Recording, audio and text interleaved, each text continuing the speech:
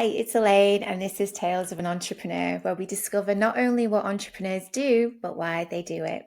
Our stories can be our superpower. So, this season, I will delve further into the talent, passion, resilience, and determination that often sits behind a successful small business. Life can throw us curveballs, events and experience happen which shape us and our businesses. And we all face hard times, and we will discover what they were, how they got through it, and the knowledge they apply to their highly successful business. So today I'm joined by Sam Parker, a Thermomix advisor. Sam started her career in the world of research, having worked for a large research agency in London. Sam then decided to travel across South America and on to Australia, where she settled for 15 years. She continued her work in consumer research with a company in Australia before going freelance in the same field. Being freelance gave Sam flexibility, so she retrained as a Pilates instructor. Once her children arrived, she continued with Pilates, but she also had a few side hustles. In Sam's words, she gets bored quickly and has in her time done Pampered Chef, Sensi, Captain Tortue. But it was when lockdown hit, she invested in a Thermomix and she hasn't looked back. I'm really interested to find out more about Thermomix, as I haven't seen one before, and discovering more about how her varied career and life have influenced what she does today. So hi, Sam. Thank you so much for joining me today. It's a pleasure. Hello. Hello. So the word Thermomix has never been in my world before. Can you explain to me what it is? Okay, it's interesting because I would say the majority of people that I meet haven't heard of what a Thermomix is. Yeah. It is a German piece of kitchenware that will pretty much make your life easier, more efficient, and the food on your table will be tastier than ever before. So it Wow. will do anything from chopping, stirring, and cooking through to something like a sous vide or a fermentation and making your yogurt for you. It's quite hard to grasp what it does in a single sentence. Yeah. And we very much believe that you need to see it so you can believe the magic behind it. So we call it the magic machine as well. Wow, it does sound magical. Absolutely. And so you've had quite a really interesting, varied career. Like it just sounds absolutely fantastic. I mean, is there anything that you want to add that we haven't included already, or any insights about your journey so far? Um, I think it's really interesting that you use the word career because I don't think it's ever something that I've ever really thought that I've had, in the Yeah. sense that I've been impetuous and I'm quite spontaneous in the sense that I do get very bored. I need to feed my, I don't know, creative energy maybe. Yeah. I've never enjoyed being employed. And that was very evident from very early on when I got that first job in London after graduating. And I've always just followed what I've wanted to do, not felt chained to something. So Yeah. you captured it. There's probably more that I could add, but if there's anything specific, then maybe go for it and ask me. Okay, so I think I'm a bit more interested to find out about Thermomix, and this Okay. magical machine that sounds like it would make my life so much easier. So tell me the moment when you discovered this magical machine, and kind of what your journey's been like since then. Okay, so actually, I discovered it 18 years ago when I lived in Australia. So Okay. it is a massive piece of kit that people have in Australia. It is super popular. And my best friend, who is a nutritionist, she actually purchased one all that time ago. And I can remember her all of a sudden just being able to create absolutely everything in her kitchen from scratch with ease. Okay. And I think what's the way I would say it? I think I reacted very similarly to the way people do to me, in the sense that I thought, why have you spent that much money on a blender? And like I said, she literally just started making everything and anything from, I don't know, almond milk in her kitchen through to sous videing a steak. So there Wow. was all this stuff that I just recognized as something that was going to make life very easy. Fast forward, I came back to the UK 14 years ago and I invested when we went into lockdown. I just decided to buy one. Single mum on finance, knew that during lockdown, my children, two boys, were just going to want to eat. Yeah. And this was going to make my life a lot easier. No intention whatsoever to be an advisor. But here I am, couldn't shut up about it, absolutely love it. And I absolutely believe every single kitchen should have one. Absolutely. We all need, I'm a massive fan of any sort of gadget that makes your life easier in the kitchen. And you also have a podcast called Not Pasta Again, don't you? I do. You do. Can you tell us a little bit more about that?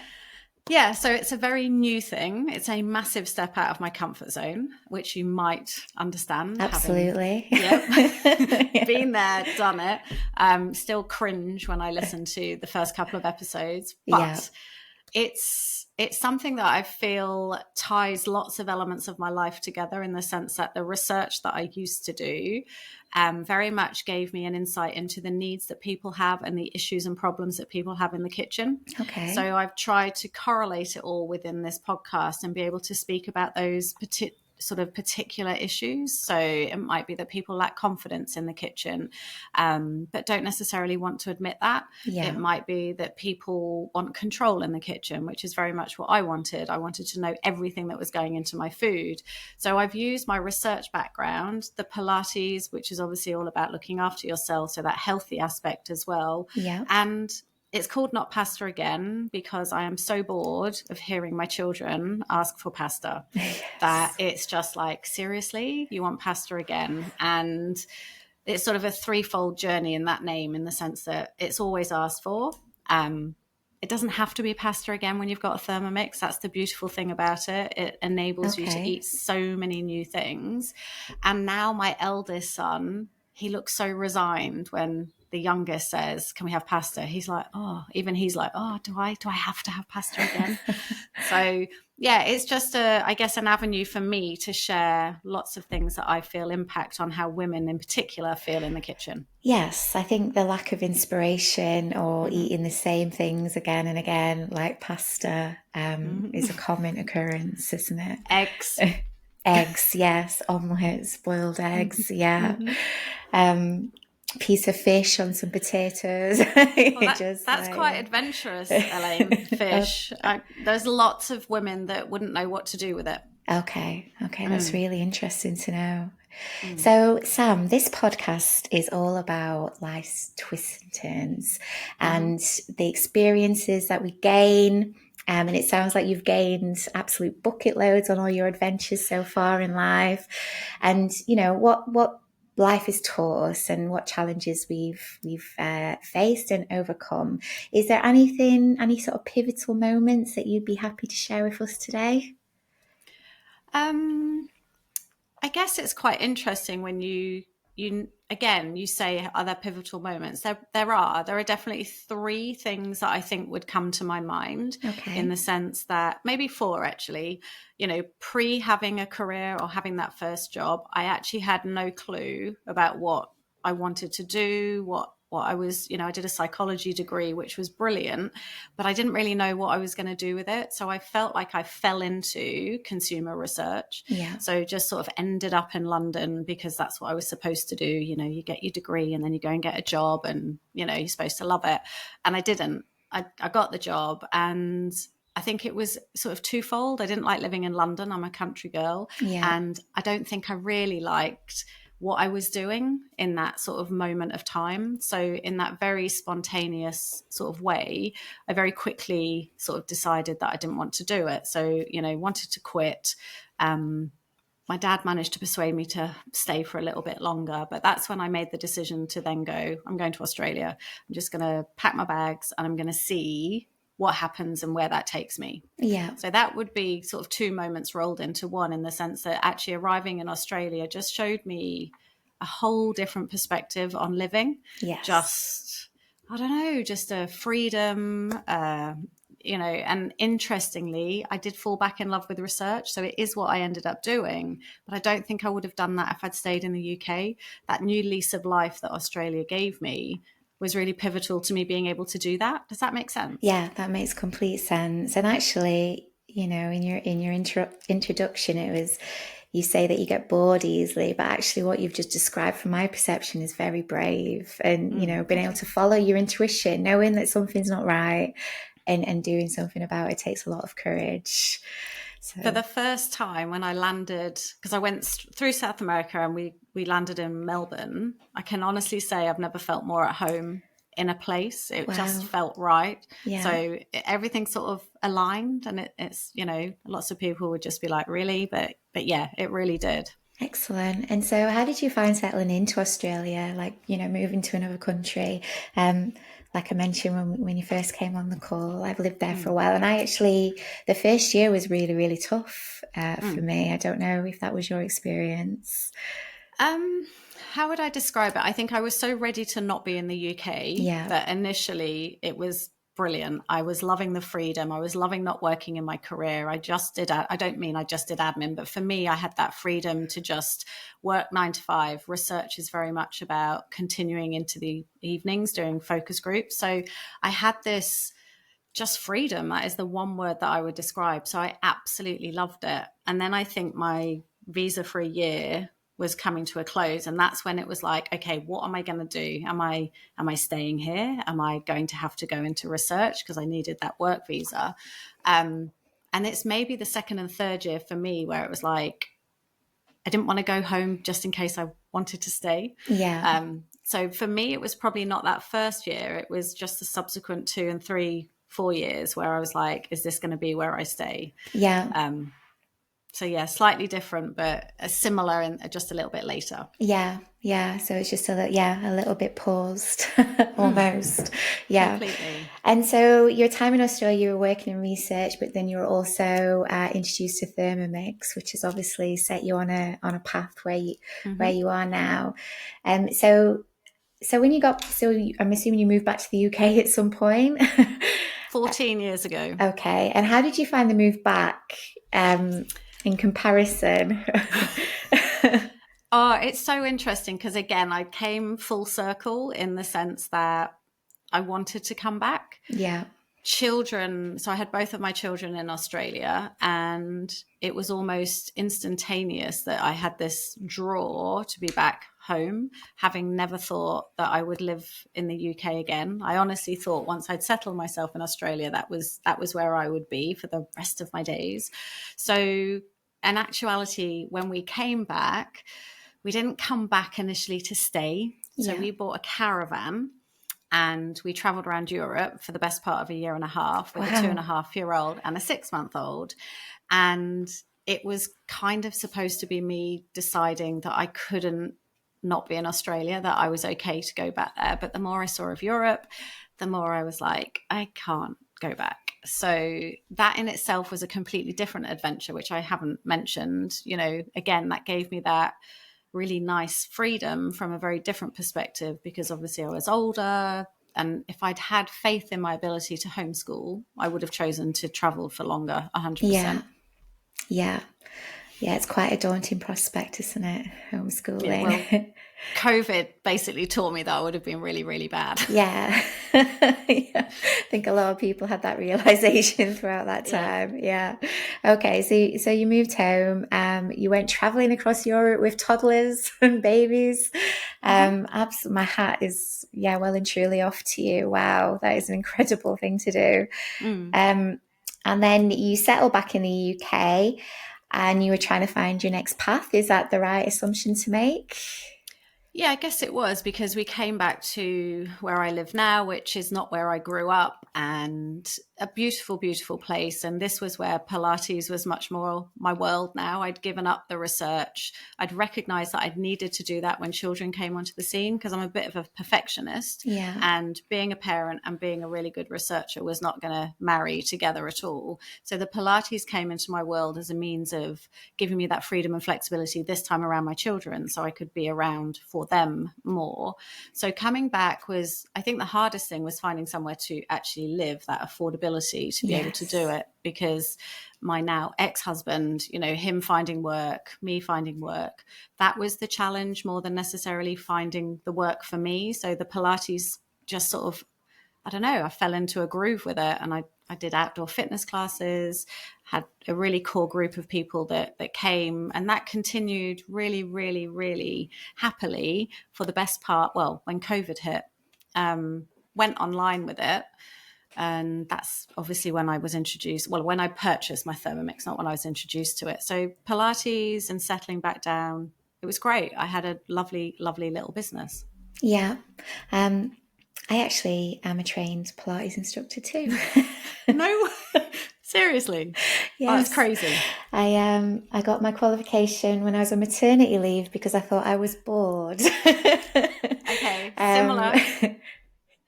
yeah, I don't use it anymore. Pretty similar, but yeah, it's an incredible thing to teach. It really is a Mm-hmm. lovely, lovely, lovely exercise. Okay, so you running a Pilates business up until lockdown, and then you bought your first Thermomix. And so tell us about your journey from there. Okay, so yeah, lockdown, Pilates went online, was doing that really consistently. I was enjoying it to a point.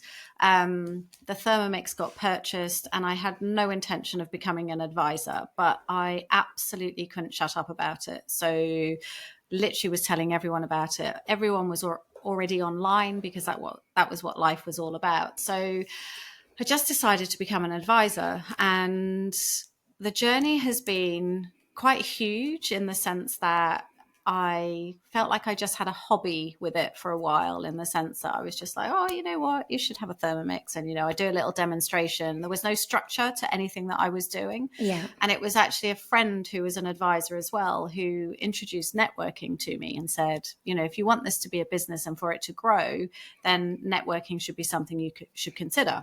Now, my yeah, personal reaction to that was I couldn't think of anything worse than networking, because I had historical business corporate ideas in my head as to what that would involve.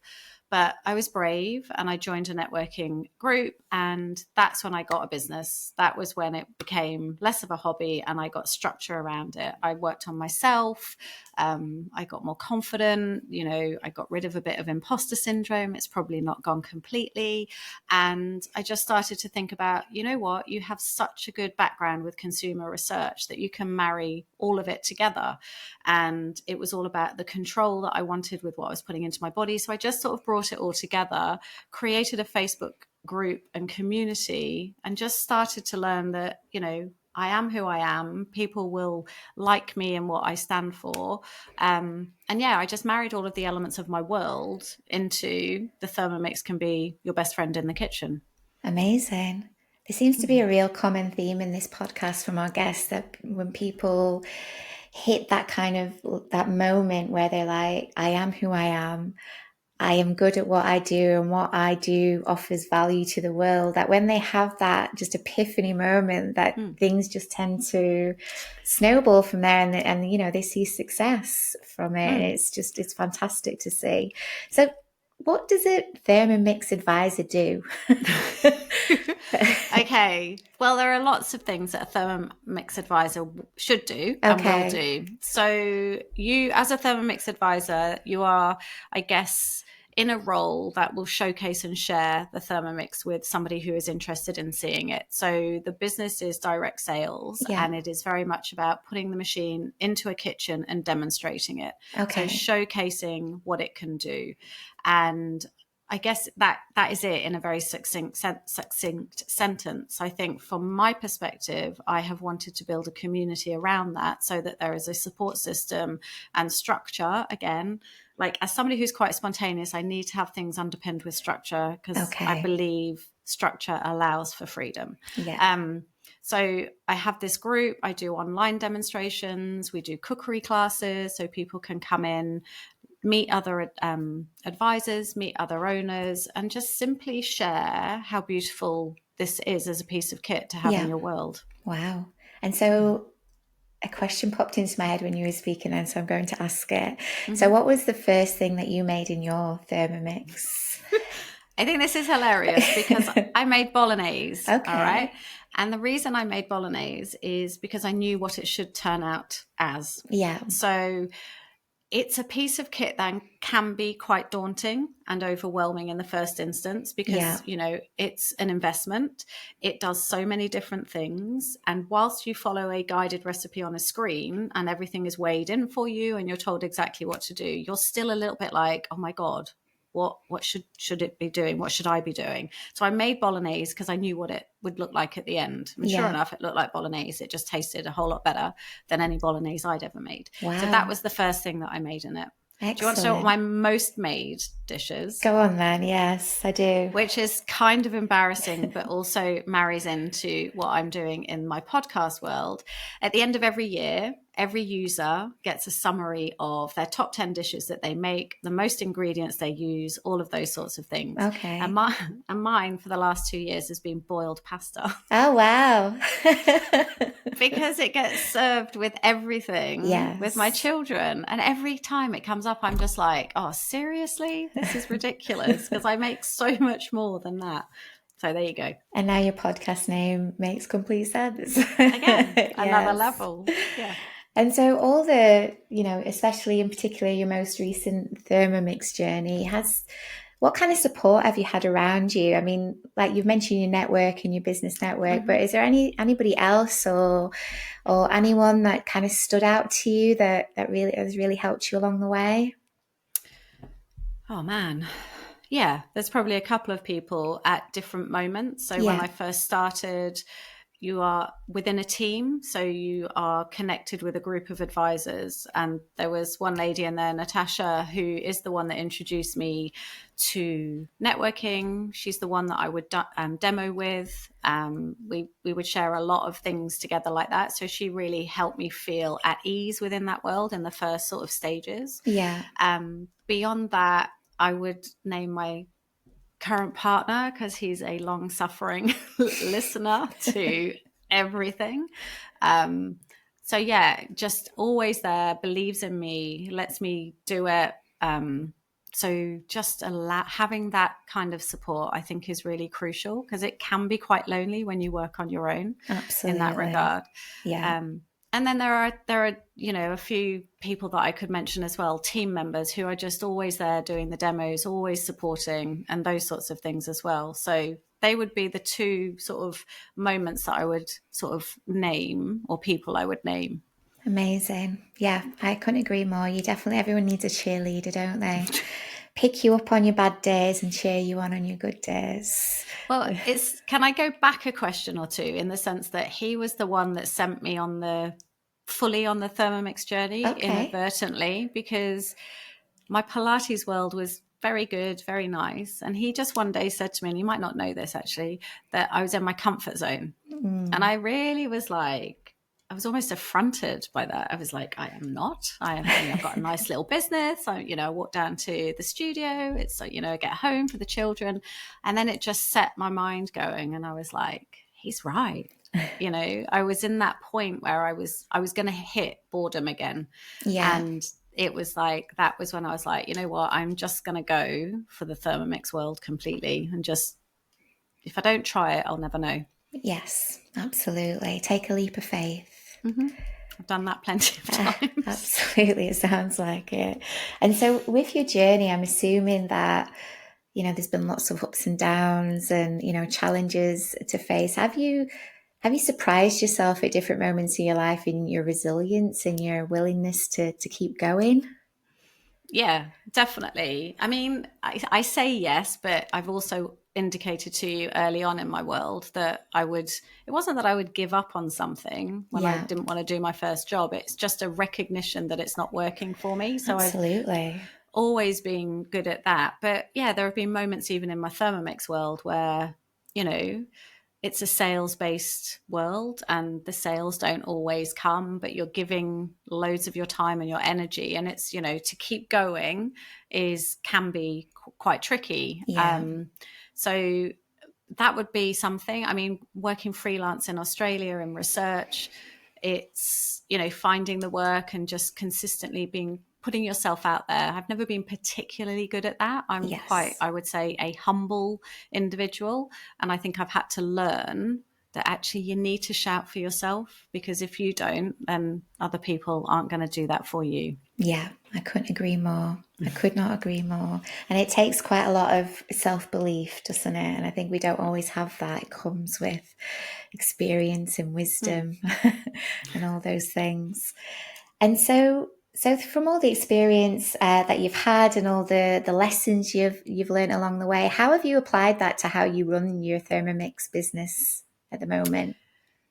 I think I am just true to myself. I sort of referenced that a little bit earlier. There is no point comparing yourself to anyone else. Your journey is never going to be the same as somebody else's journey. And you can hear people say that to you. And I say it to some of my team members, be you, Yeah. you know, but it's hard when you're sometimes in that world and you don't feel like things are going the way you want them to. And I Yes. think you can't force anything, you know, you just have to be and let things almost just fall into place. And again, that's quite hard for people to understand. And I think I work hard. I work really, really hard. And I don't know that, I think some people don't know or see it. It's like Roger Federer is one of my biggest idols. Like for me, I don't care what anyone says. He's the best tennis player ever. And he always made everything look effortless, but he Yes. works so, so hard behind the scenes. And I think you just have to keep going, be consistent, be you, be authentic, and it will work out. Yes. There's some really, really sound advice there. I think the final question that I usually ask my guests is, if you had one piece of advice, what would you say? And I don't know if you've covered that already, or if you've got some little nuggets of wisdom in there for us that we haven't heard yet. But what would be one piece of advice you would give? It's be you. Be you. I It love it. really, I mean, I just can't, you know, it took me possibly 40 plus years to really truly work that out, because I think you don't get that wisdom in your 20s. Some people do very luckily get that, you know, earlier in their world. But I think that is the one thing I would say to everyone, be you. Absolutely. Love it.